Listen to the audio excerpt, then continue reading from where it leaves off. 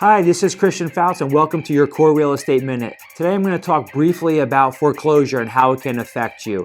There are many different ways. The first way is the financial effect that a foreclosure would have on you. It's going to impact significantly your credit score. Probably about 250 points your credit score will go down. However, the good news is in today's environment, it's pretty easy to start building your credit back up. Maybe you need to get a new credit card where you're putting down a cash deposit and you actually draw against it. And if you do that and you work with a credit repair specialist, probably in about 2 or 3 years, you'll start to see your credit go up. The second part that affects you is the mental effect on you and your family. You're probably worried about where you're going to move to. If you have children, are they going to have to change schools if you move out of the school district? So those are some things that can take into consideration when facing a foreclosure. However, there are options.